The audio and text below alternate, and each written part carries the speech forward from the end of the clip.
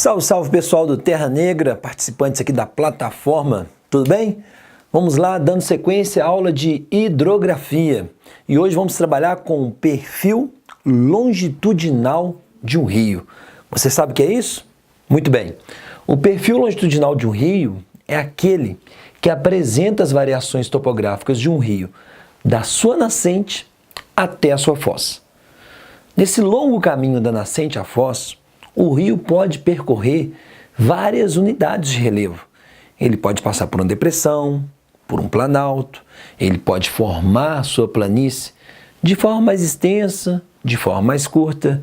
E essas características do caminho vão determinar as características do rio também.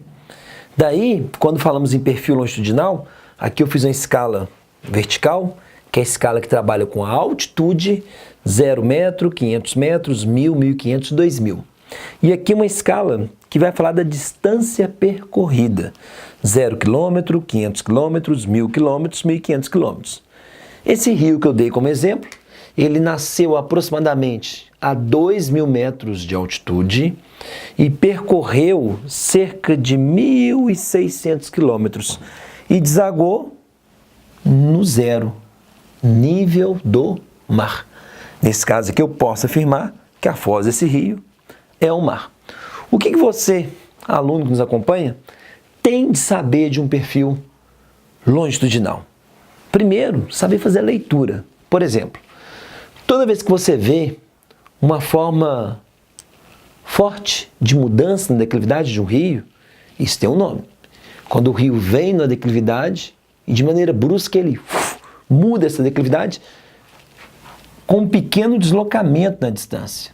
Traduzindo aqui, ó, isso se traduz na ruptura de declive, a famosa queda d'água. Na aula de relevo, nós já trabalhamos com a ruptura de declive, quando falamos das escarpas. Geralmente, um rio que tem vários trechos escarpados é um rio repleto de rupturas de declive. Aí a gente pode dar um potencial para esse rio, que é o que as questões fazem. Rios com várias rupturas de declive é um rio que tem um grande potencial para a produção de energia. Mas nesse caso, fico alerta. Produção de energia, não só a queda d'água, mas também é necessário um volume de água. Por isso que essa situação para produzir energia, preferencialmente do médio para o baixo curso.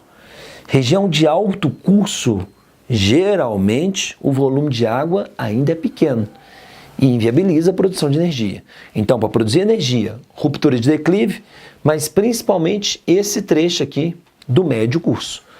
Lembre-se do Rio São Francisco, que tem uma produção de energia muito forte no seu médio curso.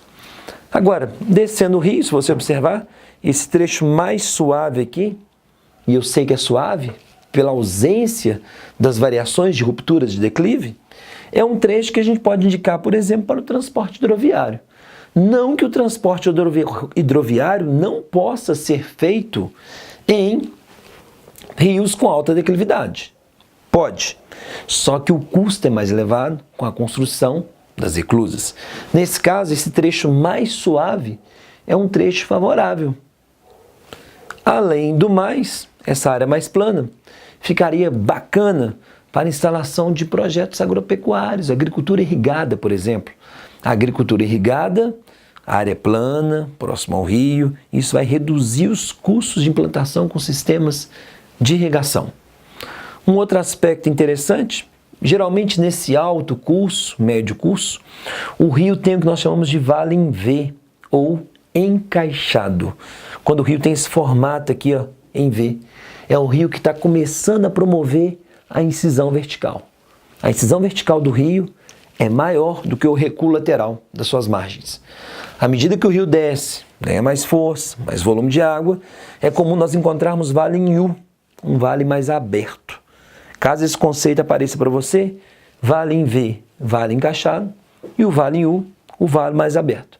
Eles podem ser associados também à idade do rio, a idade juvenil, a idade da maturidade e a idade senil, sendo que os rios mais novos, vale encaixado, e os rios mais velhos, que a gente chama de senil, os rios com vale em U. Aqui eu trouxe dois exemplos clássicos de questões. Eles colocam um perfil longitudinal de um rio e te pergunta se aquele rio é um rio de planalto ou um rio de planície.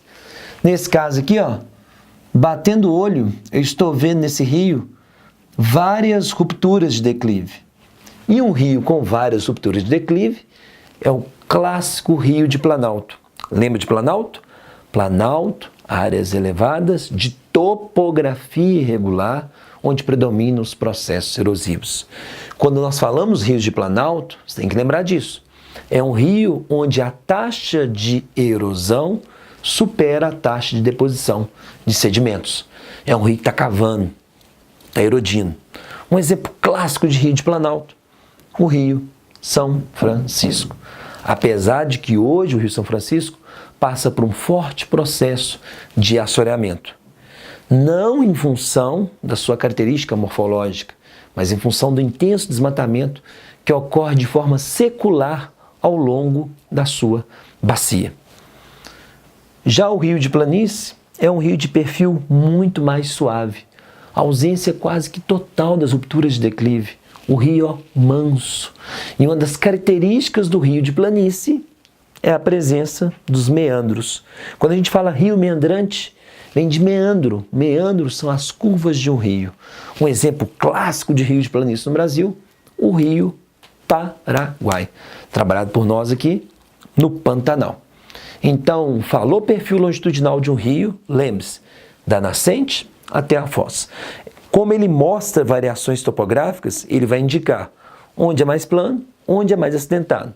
Sendo assim, os trechos mais acidentados, com várias rupturas de declive, um grande potencial hidroenergético, e os trechos mais planos, com ausência das rupturas de declive, um potencial associado ao transporte hidroviário.